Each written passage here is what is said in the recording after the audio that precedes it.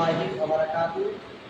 মাদ্রাসা জামিয়া উলুমুল কুরআন কানফালা নবুরা মুর্শিদাবাদ। ইনশাআল্লাহ আমাদের শিক্ষক মাওলানা আবুল হাসান দেখুন ছেলেদেরকে কীরকমভাবে মানে অ্যারাবিকের সঙ্গে বাংলার অ্যাডজাস্ট উচ্চারণ কীরকমভাবে হয় আপনারা একবার লক্ষ্য করুন এবং আপনারা এটা বেশি বেশি করে শেয়ার করবেন যেন মানুষ এবং ছেলেপেলেরা যেমন দেখে এটা শিখতে পারে। চলুন শুরু করা যাক। এটা কি অক্ষর? এটা এটা এর নাম কফলাই কাপ। এটা কফ। এটা কুয়াত। এটা আচ্ছা রোয়া যাবার এটা রয়ের মাথাতে কি আছে? এটা রোয়া যাবার রোয়া। এই রোয়া যাবার রোয়া আর লাম যাবার এই রয়ের এবং লামের উচ্চারণ আগের অক্ষরে যদি যাবার থাকে তাহলে পূর্ণ করতে হবে। হ্যাঁ, রোয়া যাবার লাম যাবার লা লয়। যদি আগের অক্ষর যাবার থাকে তাহলে হবে র। ঠিক আছে, আগের অক্ষরে যদি যাবার থাকে যেমন আলিফ যাবার আলিফ লাম যাবার আল লাম যাবার লা তাহলে কি হবে আল্লাহ। আ যাবার আপে সো আল্লাহ। তাহলে আগের অক্ষরে যাবার থাকলে এই অক্ষরগুলো পূর্ণ উচ্চারণ হবে যেমন র আর রহমান আর রহমান আর রহিম। তখন এই অক্ষরগুলো র। আচ্ছা, এই অক্ষরগুলো আবার দেখো হালকা হয়ে যাবে। এটাকে যেমন জেরে যখন চলে আসবো তখন একই রকম উচ্চারণ হবে। যেমন এটা বাড়ি পূর্ণ হালকা হয়ে যাবে। রয়ের উপরে যখন জের আসবে তখন রি, তখন হবে ই। লামের উপরে যখন জের আসবে তখন হবে ই লি। বুঝতে পারলে? এটা জাবারের, এটা জেরের।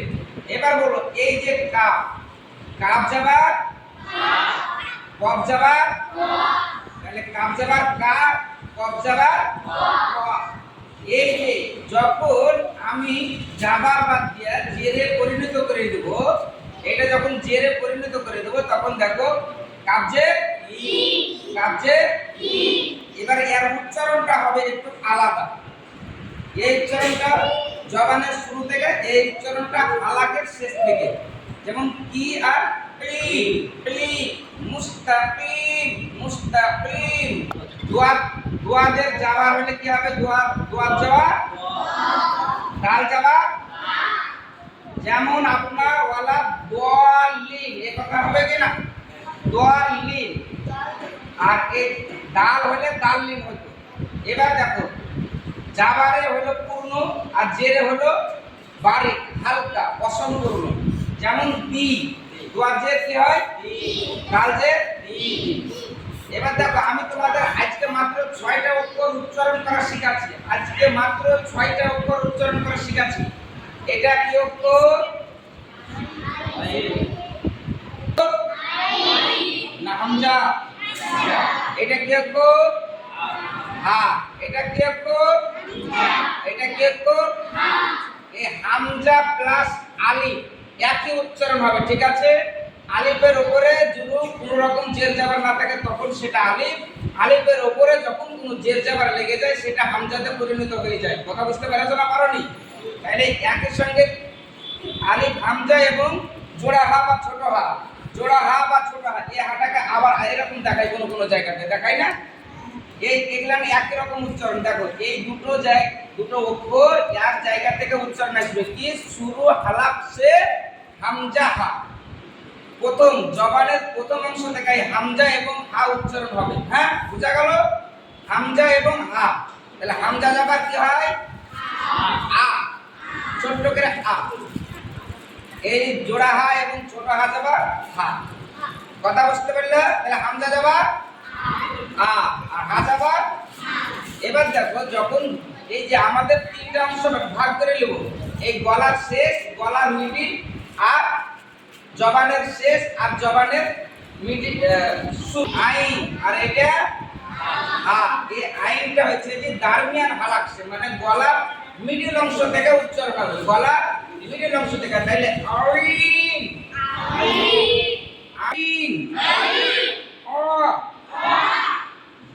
পেরেছো? তাহলে আইন জবাব এটা কি অক্ষর?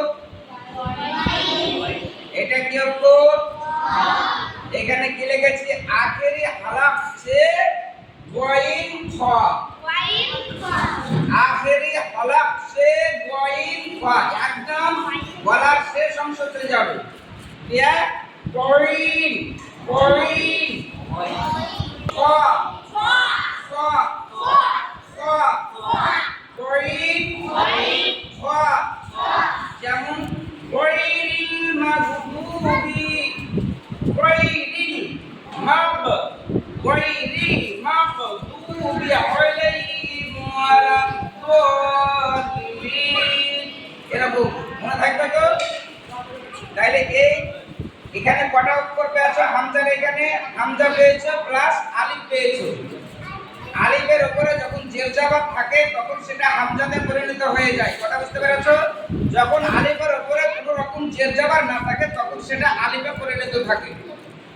এই আলিফটাকে কোরআন মাজিদে সাজানোর জন্য অনেকবার ব্যবহার করা হয়েছে। বললাম গাইন গইন খ, গইন খ, হামজা হা।